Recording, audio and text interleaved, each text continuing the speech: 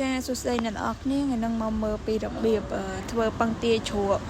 ហើយថ្ងៃនឹងម៉ាក់គាត់ទិញពងទាមកពីស្រុកច្រើនเนาะដល់ពេលអញ្ចឹងទៅ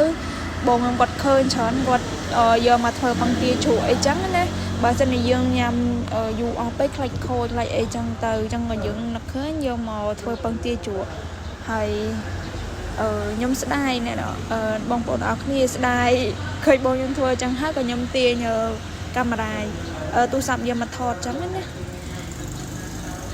ហើយបងខ្ញុំគាត់ថាអើយថតអីចឹងទៅតែខ្ញុំស្ដាយចេះថតលេងណាបានមកវីដេអូអីដែរចឹងទៅហើយនេះយើងដាំទឹកគោទឹកត្រីចឹងណាគោទឹកត្រីដាក់ស្ករហមស្ករអំបិលប៊ីចេងក្រូចឆ្មាអីចឹងណាបងប្អូនធ្វើសម្រាប់ទឹកត្រីនេះយើងធ្វើជូរអែមអីចឹងទៅតាមចំណង់ចំណូលចិត្តអ្នកនរគ្នាណាចង់បានរសជាតិម៉េចដាក់ចឹងទៅហើយយើងងាកមកមើលពងទាយើងវិញអត់ទាន់បានលាងទេត្រាំច្រើនដែរដូចជា5-10គ្រាប់ទៅ20គ្រាប់ខ្ញុំភ្លេចបាត់អីហើយដំកស្លឹកគ្រៃដាក់ចូលក្នុងទឹកត្រីយើងឲ្យឈ្ងុយចឹងណាហើយពងទាតាមពិតខ្ញុំបិទកាមេរ៉ាសិនជួយលាងពងទាជួយអីសិនអ្នកនរគ្នាបងខ្ញុំគាត់នៅធ្វើទឹកត្រីចឹងទៅដោយសារតែយប់ដែរឆ្លៀតធ្វើនឹងម៉ោង10មិន10យប់ហើយបញ្ញាប់ទៅធ្វើការផឹកឡើងអីទៀតដល់ខឹកហៀងព្រលឹមដែរដល់ពេលចឹងយើងត្រូវជួយគ្នាធ្វើចឹងទៅឆាប់លឿនបងប្អូនអរគ្នាឆាប់បានដេកអរគ្នាហើយសម្រាប់ពងទានេះខ្ញុំលាងហើយចាំតដាក់ស្ងោរហើយយើងបកចឹងណាហើយសម្រាប់ពងទានេះយើងស្ងោរត3នាទីទៅ5នាទីអីបានហើយកុំយូរពេកយើងត្រាំបែបភ្នៅណាបងប្អូនអរគ្នាបែបភ្នៅទៅឆ្ងាញ់កុំស្ងោរឲ្យឆ្អិនពេកនិយាយទៅខ្ញុំកំណត់ម៉ោង3នាទីទៅ5នាទីហ្នឹងយើងបិទហើយយើងត្រាំទឹកត្រជាក់បកអីចាហើយយើងងាកមកមើលទឹកត្រីយើងនេះវិញយើងបិទចាពួកអីវាពុះឆ្អិនហ្នឹងណាអរគ្នាយើងច្បាយក្រូចដាក់អញ្ចឹងទៅចាំយើងបិទហ្គាសហើយចាំយើងច្បាយពួកអីបើសិនជានៅពុះ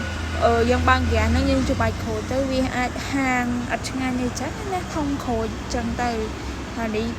យើងបិទហើយសិនហើយយើងដាក់ក្រូចបែរខ្ញុំដាក់ក្រូចបែរ2-3ក្រូចដែរហើយយើងជូរចឹងណាហើយអានេះយើងត្រូវច្រាំខ្ទឹមសច្រាំឲ្យម៉ត់ហើយយើងទុកម្ដុំសិនណា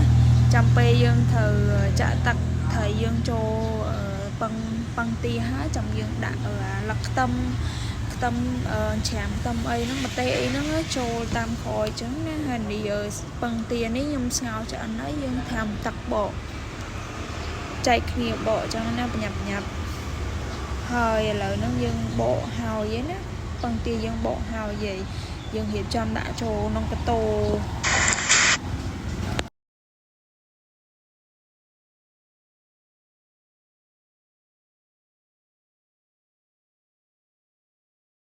រៀបចំយើងរៀបដាក់ចូលកតោអញ្ចឹងណាបងប្អូនដៃហ្មងមានបានរៀបអីស្រួលបួទេព្រោះយើងញ៉ាំខ្លួនឯងអញ្ចឹងណាព្រួយប្រញាប់ដែរយើងអត់បានរៀបចំអីធំទៅអីយើង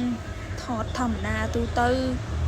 ហើយនេះទឹកត្រីយើងហ្នឹងយើងដាក់ឲ្យវាត្រជាក់បន្តិចសិនណាបងប្អូនហើយយើងដាក់ស្លឹកខ្ទឹមចូលហើយយើងចាក់ចូលក្នុងពងទាយើងហ្នឹងហើយយើងមានម្ទេសទេល្អិតយើងហាន់ទូចចឹងទៅខ្ទឹមសហាន់ល្អិតហើយនឹង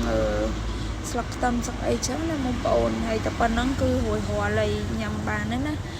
ហើយយើងដាក់ចឹងហើយយើងដាក់ចូលក្នុងទូទឹកកកទៅចូលជាតិអីស្អែកអីបានញ៉ាំហ្នឹងណាបងប្អូនហើយពងទាត្រាំនេះបើបានញ៉ាំជាមួយនឹងមីក្រេមីអីចឹងណាបងប្អូនអរគ្នាមីផាត់មានអីគ្រឿងគេឆ្ងាញ់ហ្មងមានមីក្រេគីមជីមួយគីមជីអីហ្នឹងមួយបាយសមួយពងទាហ្នឹងគឺអត់អីទេបងប្អូនអរគ្នាឆ្ងាញ់ហើយញ៉ាំតែទេក៏បានដែរក៏ឆ្ងាញ់ដែរនេះស្អែកយើងទុកមកយប់ហើយស្អែកពេលល្ងាចយើងបានមានពេលញ៉ាំឥឡូវនេះហើយចាំមើលខ្លួនអរគ្នាមើលឆ្ងាញ់ប៉ុណ្ណាទៅ còn là mơ có đăng tha ở ngắn như này mình cô nói nên nè mình chụp nâu trắng đấy hay để nhóm vậy chân tha bữa ban nha mùi mi mùi edit ngắn mòn rồi ở đu chiết hiện sam thì cũng ổn ở nè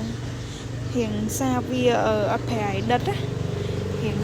xa bên đây nhưng nhằm tới là mở mấy buổi nẹt đeo nhâm sạp đá mình chỉ nhằm định mà nè ta